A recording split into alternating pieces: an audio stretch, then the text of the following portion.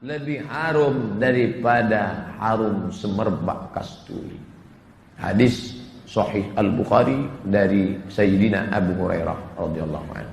Menurut pendapat ini, harum semerbak kasturi tak baik kalau dihilangkan. Maka biarkan saja. Tapi jangan dipahami makin busuk makin harum. Akhirnya dia tak gosok gigi selama seminggu. Kau kenapa tak gosok? Harum kasturi lebih harum lagi. Kau mau? Tetap gosok gigi habis makan sahur, tetap gosok. Tapi setelah zuhur jangan lagi. Ini setelah zuhur jam 2, jam 3, jam 4, jam-jam kritis. Disitulah dia gosok pakai mentol pula. Begitu waktu masuk kamar mandi lesu. Begitu keluar salju turun. Oh, jangan.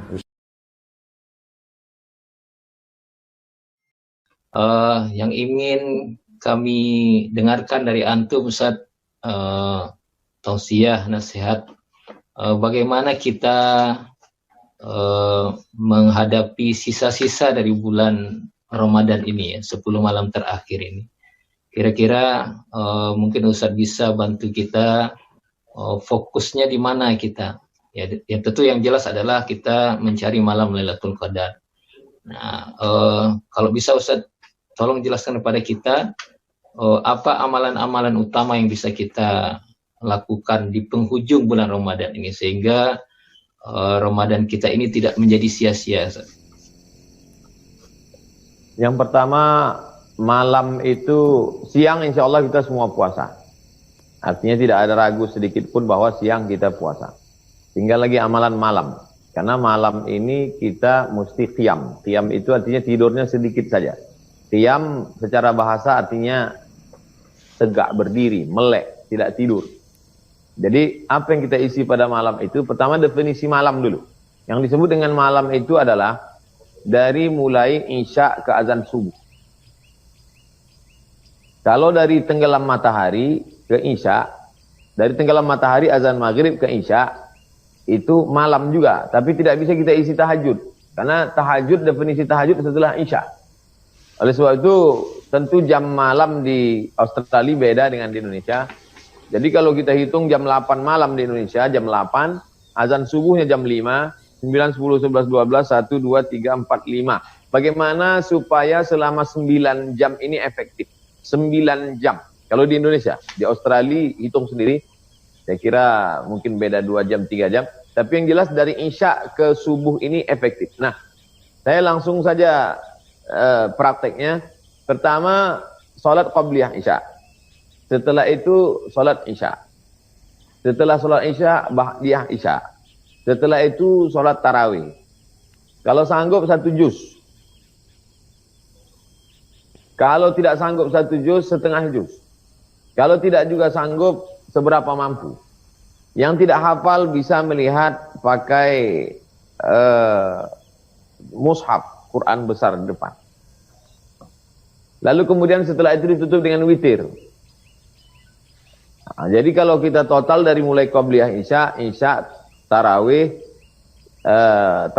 witir, itu lebih kurang sekitar 1 jam atau 1 jam setengah, 90 menit. Kemudian kita isi lagi setelah itu dengan tadarus membaca Al-Quran, mengejar khatam. Bagi yang belum bisa baca Quran, usahakan ikroknya, usahakan terus. Insya Allah walaupun belum bisa baca Quran, niatnya sudah sampai. Niatul mu'min khairum min amalihi.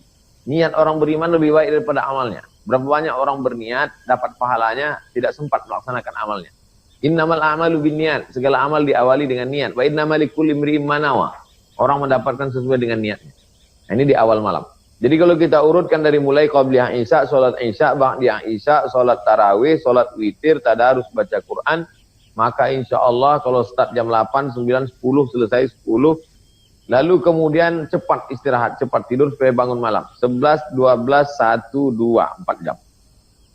Jam 2, bangun. Jam 2 bangun, yang pertama kali dilakukan adalah sholat sunat wudhu. Hadisnya riwayat daripada Bilal bin Rabah. Sami'tu dafana alaika baina yadayya fil jannah. Ku dengar suara gesekan sendalmu dalam surga. Apa amalmu wahai Bilal? Kata Bilal, aku tidak pernah meninggalkan 2 rakaat setelah wudu. Bagi yang pakai usolli sunnatal wudu. Bagi yang tidak pakai usolli, tidak melafazkan niat dalam hati saja. Allahu Akbar. Ayatnya bebas. Yang biasa qul huwallah, alam nasrah, wadduha, terserah bebas. Selesai sholat sunat wudu, sholat sunat taubat. Karena kita banyak silap salah. Dalilnya, ma min muslimin yuznibu dzamban. Kalau ada orang silap salah buat dosa, summa yatatahhar, mandi bersuci, summa yusalli rak'ataini, sholat sunat 2 rakaat. Lalu kemudian minta ampun kepada Allah, illa ghafarallahu lah, sholat sunat taubat. Setelah itu sholat sunat hajat. Dalilnya hadis riwayat Imam Ahmad dalam Musnad. Doa yang paling afdal adalah didahului 2 rakaat sholat sunat. Apa namanya? Ya sesuai dengan hajat kita, sholat sunat hajat. Setelah itu barulah kita sholat sunat tahajud. Sholat sunat tahajud terserah berapa rakaat. Nabi SAW 11 rakaat dengan witir. Tapi kalau mau ditambah lagi, Imam Ahmad bin Hanbal sholat sehari semalam 150 rakaat. Ketika dia sudah sakit keluar dari penjara fitnah Mu'tazilah. Sebelum itu salah sami'ati rakaat, 300 rakaat. Lalu kemudian Imam Sajjad karena banyak sujud. Namanya Imam Ali, bergelar Zainal Abidin, perhiasan ahli ibadah karena ibadahnya banyak. Dia bersujud alfu rakaat, sehari semalam 1000 rakaat. Nah, jadi masalah jumlah rakaat ini terserah berapa rakaat yang kita mampu sesuai. La yukallifullahu nafsan illa wus'aha. Allah tidak membebani lebih dari kemampuan kita. Setelah sholat sunat tahajud, tidak lagi sholat witir. Karena tadi sudah tarawih witir. Tapi kalau setelah tarawih dia tidak witir, maka ditutup witirnya setelah sholat sunat tahajud. Lalu kemudian setelah itu, lanjutkan lagi baca Quran. Kita kejarkan khataman untuk, yang kemarin sudah khatam, alhamdulillah. Yang belum bisa baca Quran, teruskan iqra'nya. Yang sudah khatam, jangan merasa enjoy, saya sudah khatam. Ingat, ulama-ulama itu khatamnya, kata Imam Az-Zahabi dalam Syiar A'lam An-Nubala, 60 khatamah. Imam Syafi'i sampai 60 kali khatam. Imam Bukhari juga demikian. Oleh sebab itu maka khatam kita ini belum ada apa-apa.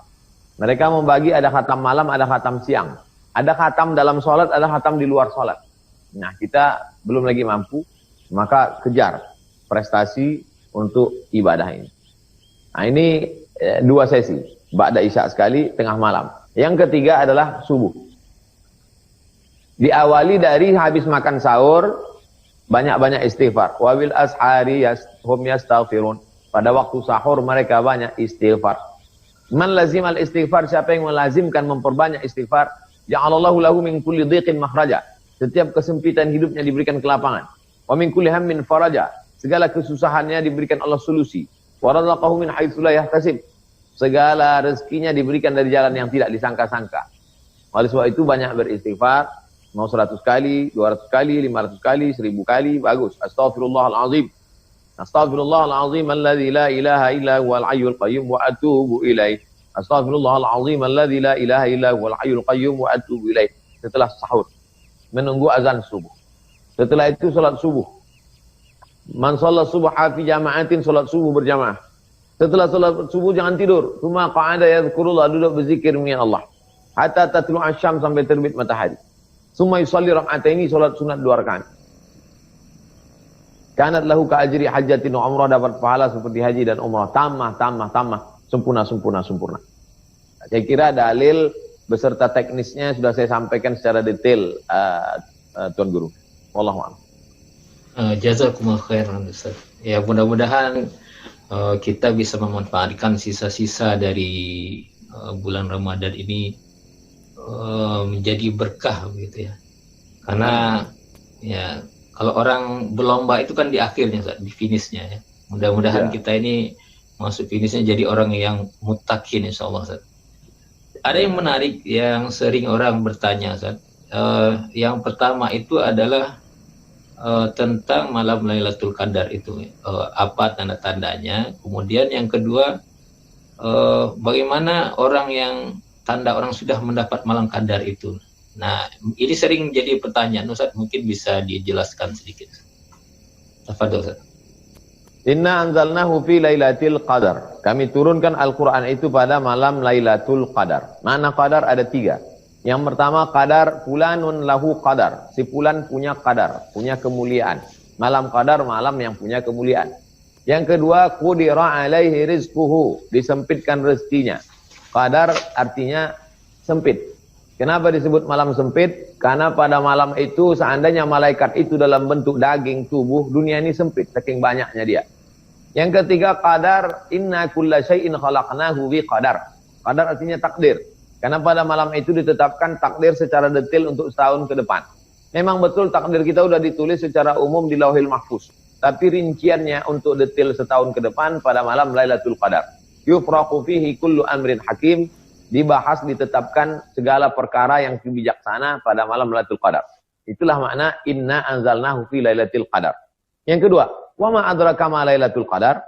Apa yang kamu ketahui tentang Lailatul Qadar? Apakah Lailatul Qadar itu? Allah yang bertanya, Allah sendiri yang menjawab. Lailatul Qadri khairum min alfi syahri. Lailatul Qadar itu lebih baik daripada 1000 bulan.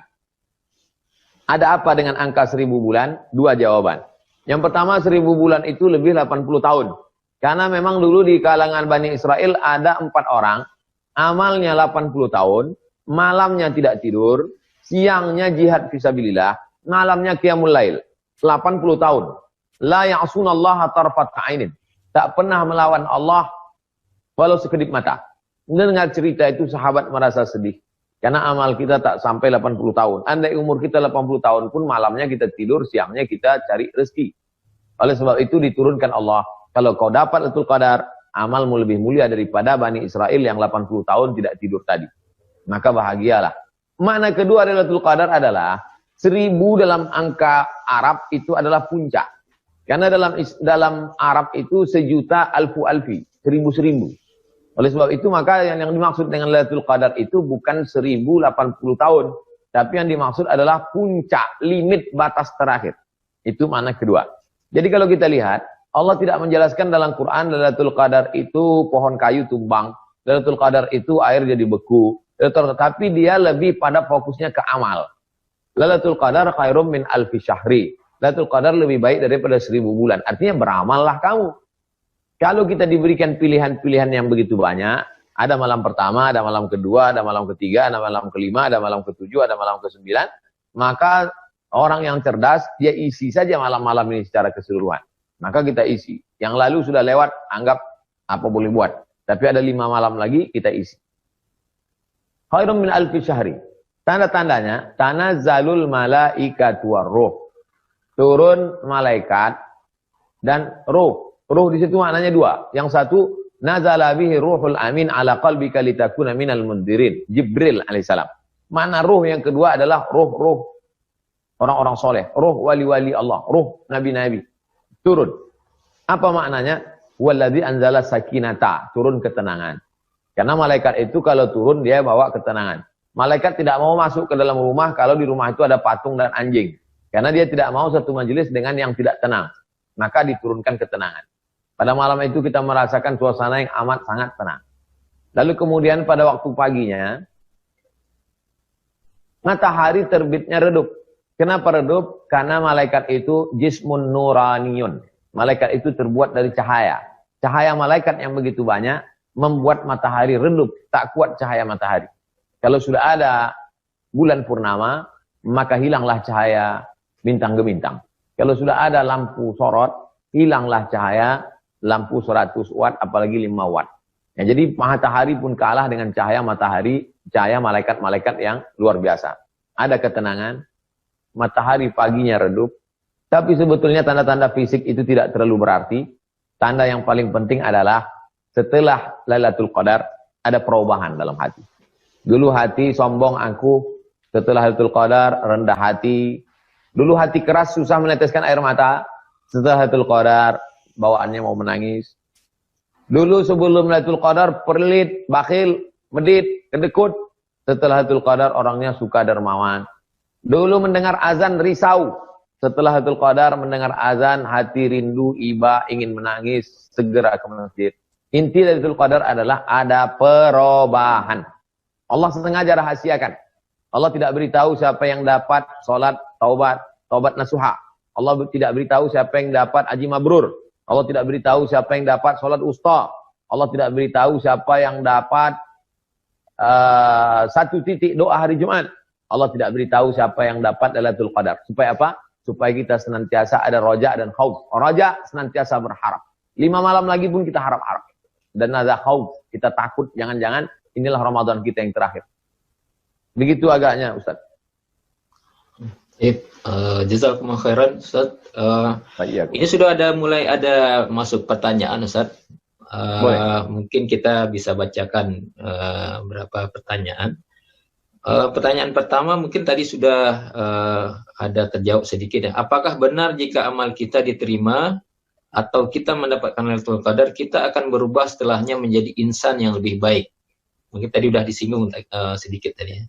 Insya Allah. Itu pertanyaan yang pertama Ustaz. Yang kedua yang berkaitan dengan Lailatul Qadar juga, kalau merasa di pagi hari sinar matahari cerah tapi tidak menyakitkan dan perasaan damai melanda, apakah ini bertanda bahwa Lailatul Qadar itu hanya untuk saya saja atau juga untuk semua orang yang juga menikmati indahnya cahaya hangat itu? Nah, ini 2 pertanyaan Ustaz. Kalau ada 2 orang tidur di kasur yang sama, apakah dua-duanya dapat Lailatul Qadar? Tidak. Yang dapat Lailatul Qadar yang dikehendaki, yang dipilih Allah SWT sesuai dengan ilmu hikmah yang diberikan Allah SWT. Jadi kalau malam itu turun Lailatul Qadar, semua orang beriman itu dapat? Tidak. Yang dapat itu adalah orang yang dikehendaki Allah, orang yang dipilih oleh Allah, orang yang berusaha. Jadi masalah ini ada terbagi 2. Satu dari diri si manusia itu ada usaha, ada mujahadah. Satu dari Allah Ta'ala, Allah memilih. Usaha dari kita, pilihan datang dari Allah. Lalu bagaimana sikap kita? Husnudzon kepada Allah. Ana inda husni zanni abdi bi. Aku menurut prasangka hambaku kepada aku. In atani yamshi, kalau hambaku itu datang kepadaku berjalan, ataituhu harwalah. Aku akan datang mendekati dia berlari, kata Allah SWT. Jadi kita husnudzon kepada Allah, kita laksanakan sunnah-sunnah Rasulullah SAW, etikap 3 tadi yang kita laksanakan, setelah Isya, tengah malam, setelah subuh, maka insya Allah kita berhusnuzon, Allah berikan kepada kita. Kita hanya menerima ketetapan Allah SWT. Fa'idha azamta, kalau kau sudah azam, bertawakkal Allah, bertawakal kepada Allah. Kita berharap saling mendoakan, mudah-mudahan kita semuanya mendapatkan Lailatul Qadar tahun ini. Amin, ya Rabbal Alamin. Amin, ya Rabbal Alamin.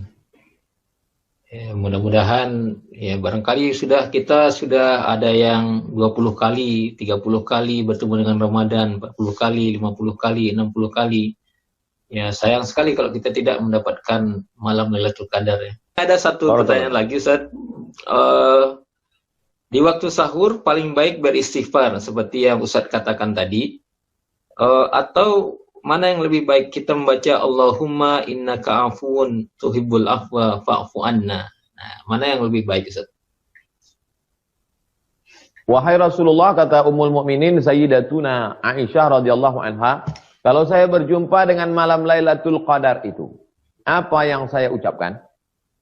Kata Nabi, ucapkanlah Allahumma innaka afuwun tuhibbul afwa fa'fu anna. Itu diucapkan banyak-banyak dari setelah sholat Isya. Di sela-sela tarawih, di sela-sela witir, di sela-sela itu Allahumma innaka afuwun tuhibbul afwa fa'fu anni. Allahumma innaka afuwun tuhibbul afwa fa'fu anni. Dari mulai setelah salat Isya sampai menjelang sahur. Tapi kalau sudah sahur, wabil ashari hum yastaghfirun. Pada waktu sahur mereka lebih banyak beristighfar. Begitu tuntunannya. Wallahu a'lam. Alhamdulillah. Jazakumullah khairan Ustaz. Wa iyyakum. Masih ada satu pertanyaan lagi Ustaz. Bagaimana caranya supaya ba'da sholat subuh itu kita tidak ngantuk sementara malamnya kita i'tikaf atau tadarus? Ya, kadang-kadang kan kalau baca Quran itu matanya langsung jadi 5 watt. Ya, kalau udah ke yang lain langsung 100 watt lagi. Nah, ini mungkin salah satu gimana caranya agar kita tidak ngantuk ya setelah subuh, setelah mungkin malam setelah qiyam segala macam, setelah subuh biar tidak ngantuk. Apa kiat-kiat mungkin yang bisa Ustaz berikan kepada kita? Saya kalau mengantuk cuci muka. Jangankan setelah sholat subuh, imam tarawih pun kadang mengantuk. Sedang imam tarawih itu kadang mengantuk. Salam begitu salam, assalamualaikum warahmatullahi wabarakatuh. Izin lu cuci muka. Kadang 2 kali cuci muka. Nah, jadi mengantuk ini memang bukan kuasa kita ini. Masalah tidur ini kuasa Allah Ta'ala. Berapa banyak orang tidak bisa tidur, sampai makan pil biar supaya bisa tidur. Jadi yang sahabat-sahabat tadi yang bisa tidur tuh syukuri tidur itu. Tidurlah selagi masih bisa tidur. Tapi 5 malam ini tolong ditahan-tahan dulu. Cuci muka, beli pistol air, semprot-semprot. Insya Allah.